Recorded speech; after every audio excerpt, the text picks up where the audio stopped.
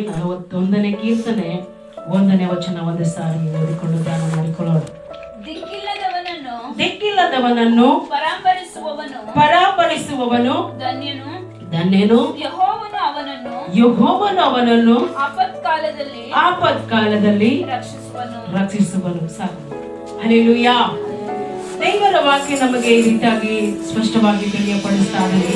ದಿಕ್ಕಿಲ್ಲದವನನ್ನು ಪರಾಂಬರಿಸುವವನು ಧನ್ಯನು. ಹಲ್ಲೆಲೂಯಾ. ದಿಕ್ಕಿಲ್ಲದವರನ್ನ ನಾವು ಆಧರಿಸುವಾಗ, ಅವರನ್ನ ಪರಾಂಬರಿಸುವಾಗ ದೇವರು ನಮಗೆ ಏನಂತ ಹೇಳ್ತಿದ್ದಾನೆ ಅಂದ್ರೆ ಧನ್ಯರು ಅಂತ ಹೇಳ್ತಾರೆ. ಹಲ್ಲೆಲೂಯಾ. ಅದೇ ಕೆಳಗಿನ ವಚನದಲ್ಲಿ ಯೆಹೋವನು ಅವನನ್ನು ಆಪತ್ಕಾಲದಲ್ಲಿ ರಕ್ಷಿಸ್ತಾನಂತೆ. ಹಲ್ಲೆಲೂಯಾ. ಯಾವಾಗಾದ್ರೆ ನಾವು ದಿಕ್ಕಿಲ್ಲದವರನ್ನ, ಅನಾಥರನ್ನ, ಅವರನ್ನ ಪರಾಂಬರಿಸಿ ಅವರಿಗೆ ಬೇಕಾದದನ್ನ ಕೊಡ್ತೇವೋ, ಅವಾಗ ದೇವರು ಏನ್ ಮಾಡ್ತಾನಂತೆ, ನಮಗೆ ಬರುವಂತ ಆಪತ್ತುಗಳಿಂದ ದೇವರು ತಪ್ಪಿಸ್ತಾನೆ. ಹಲ್ಲೆಲೂಯಾ. ದಿಕ್ಕಿಲ್ಲದವರು, ಅನಾಥರು, ಬಡವರು ಎಷ್ಟೋ ಜನ ನಮ್ಮ ಕಣ್ಣ ಮುಂದೆ ನಮಗೆ ಎದುರಾಗ್ತಾ ಇರ್ತಾರೆ. ನಮ್ಮ ಮನೆಗಳಿಗೆ ಕೂಡ ಬರ್ತಾ ಇರ್ತಾರೆ. ಅಂತವ್ರನ್ನ ಪರಾಂಬರಿಸುವವರು ಧನ್ಯರು ಅಂತ ದೇವರ ವಾಕ್ಯ ನಮಗೆ ಸ್ಪಷ್ಟವಾಗಿ ತಿಳಿಯಪಡಿಸ್ತಾರೆ. ಹಲ್ಲೆಲೂಯಾ.